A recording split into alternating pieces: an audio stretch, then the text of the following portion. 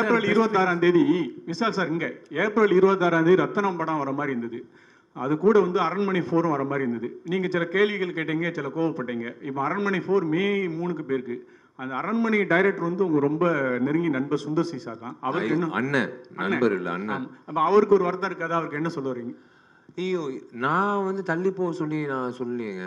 எனக்கு அந்த அதிகாரம் இல்லையே. நான் யாருங்க இன்னொரு படம் தள்ளி போ சொல்றதுக்கா? நான் அந்த மாதிரி பயன்படுத்தவே முடியாது.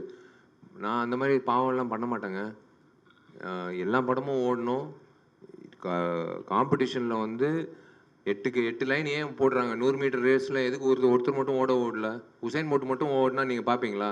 8 பேர் ஓடுறதுல உசைன் போல்ட் ஜெயிக்கிறது தான் நம்ம சுவாரஸ்யமாக பார்க்குறோம். அந்த 100 மீட்டரில் அந்த 10 செகண்ட் வந்து எப்படி பார்க்குறோம்? அது மாதிரி தான் சினிமா துறையில் வந்து காம்படிஷன்ன்றது தவிர்க்க முடியாத விஷயம். சோலோ ரிலீஸ் கிடைக்கிறது வந்து ஒரு அபூர்வமான விஷயம். இப்போ மார்க் ஆண்டனி செப்டம்பர் 15 கிடைச்சிச்சு. அந்த மாதிரி ஏப்ரல் 26 கிடைச்சிச்சு. இப்போ நான் சொன்னதுனால தள்ளி போச்சுன்னு அப்படிலாம் நான் எனக்கு தெரியாதுங்க.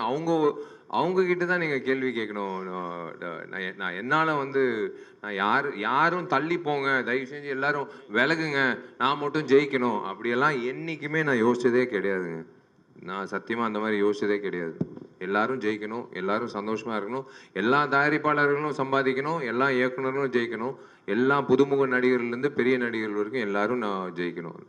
Hari sir, Vishal sir, Hari sir, நீங்கள் வந்து கமர்ஷியல் படங்கள் 22 வருஷமாக வந்து பண்ணிட்டு இருக்கீங்க. கமர்ஷியல் ஃபிலிம் மேக்கிங்கோட அப்ரோச் இப்போ உங்களுக்கு எப்படி வந்து சேஞ்ச் ஆயிருக்கு? 2005 அது எப்படி இருந்துச்சு, 15 எப்படி இருந்துச்சு, இப்போ எப்படி இருக்கு?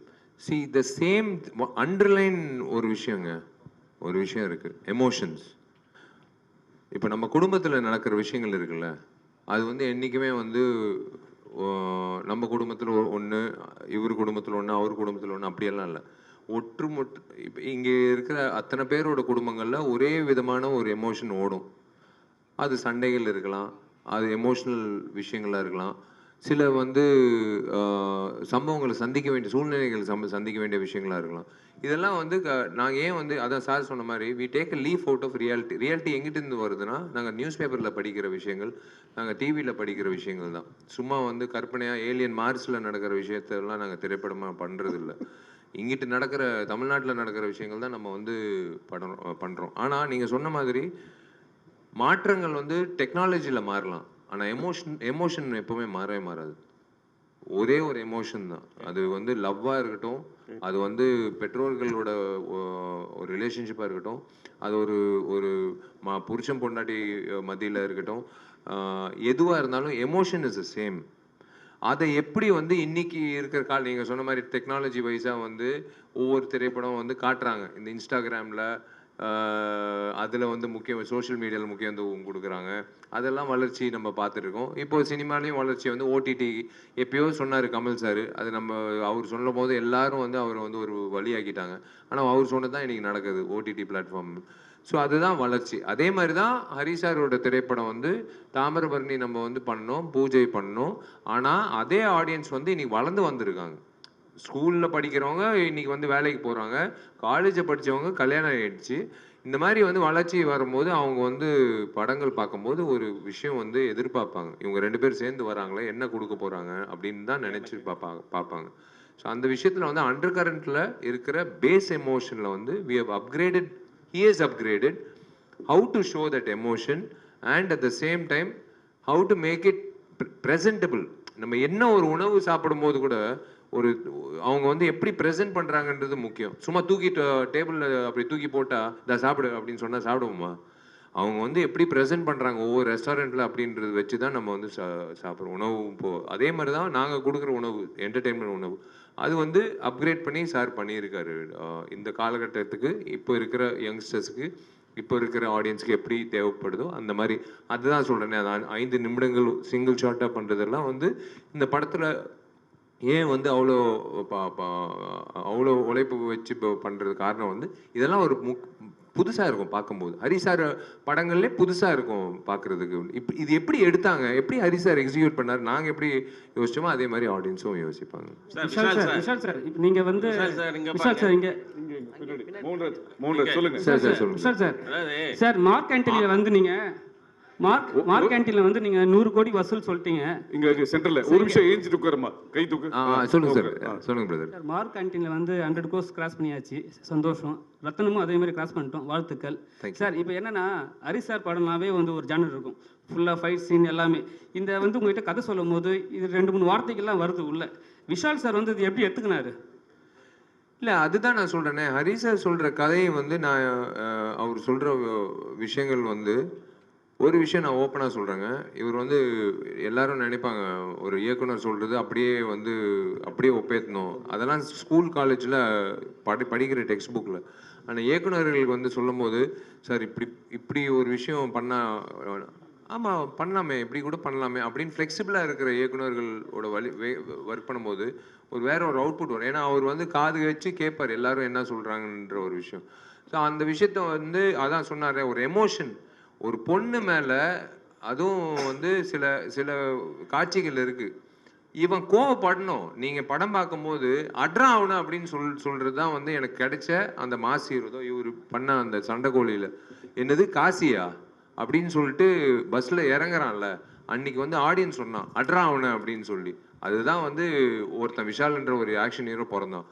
அதே மாதிரி தான் தாமிரபரணிலையும் அதே மாதிரி தான் பூஜை. அதே மாதிரி ரத்னத்தில் வந்து நீங்கள் படம் பார்க்கும்போது ஒவ்வொரு வாட்டி ஹீரோ வந்து கோவப்படுறதுக்கு ஒரு காரணம் இருக்கும். அந்த காரணம் வந்து ஒரு மிக சிறந்த ஒரு விஷயத்துக்கான ஒரு காரணமாக இருக்கும். அவனுக்கா சண்டை பண்ண தெரியும் அதனால பண்ணுறான் அப்படியெல்லாம் இல்லை.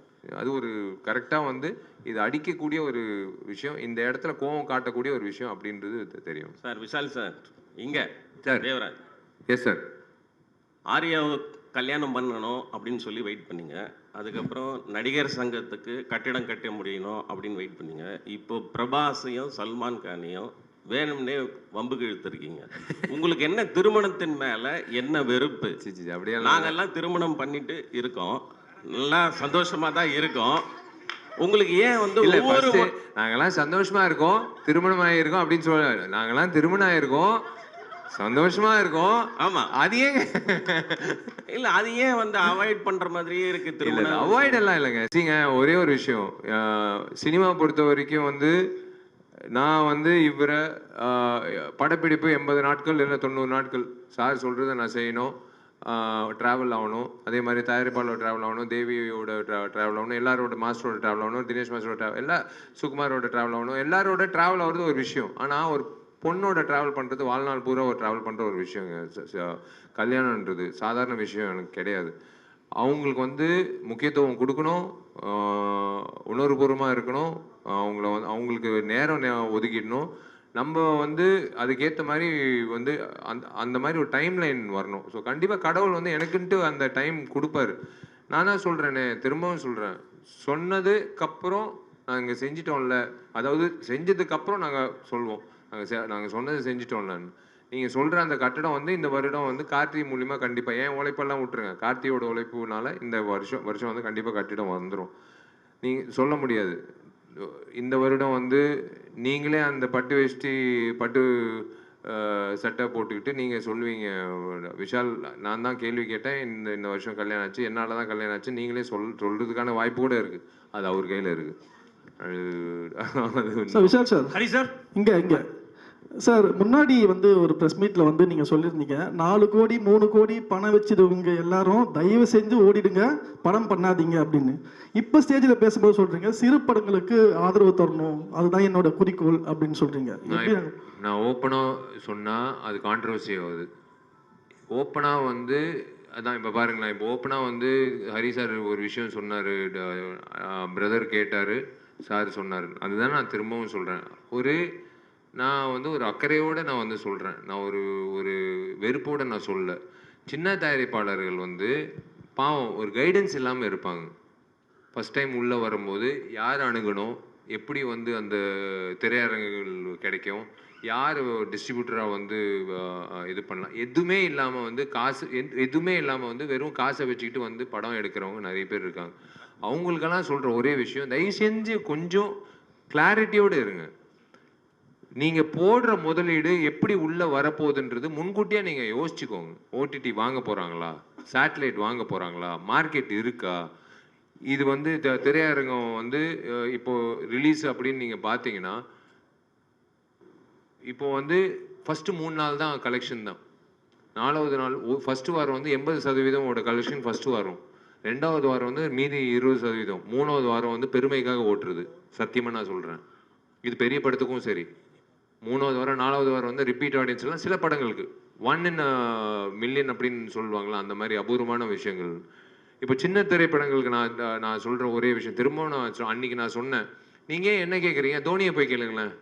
நம்ம விசில் அடிக்கிறோன்னா அவர் 6 அடிக்கும்போது அவரும் ஒரு படம் எடுத்தார், அவர்கிட்ட மைக் நீட்டி கேளுங்களேன். அவர் முதலீடு அவர் போட்டார் காசு, என்ன எவ்வளோ வந்தது திரும்ப வந்ததுன்னு நீங்கள் கேளுங்க, உங்களுக்கு அந்த பதில் வரும். ஏன் என்ன கேட்குறீங்க? நான் சொல்கிறது வந்து எனக்கு இருக்கிற எக்ஸ்பீரியன்ஸில் நானும் சின்ன படம் எடுத்திருக்கேன். ஜீவான்ற திரைப்படம் நானும் வந்து ரிலீஸ் பண்ணியிருக்கேன். கரெக்டாக ஜெயலலிதா அம்மா வந்து அரெஸ்ட் ஆனாங்க, எல்லாம் திரையரங்கத்தை மூடுங்கன்னு சொன்னாங்க. போச்சு எனக்கு காசு, அப்படியே போச்சு எனக்கு. 4 கோடி போச்சு, 4 கோடி 5 கோடி போச்சு.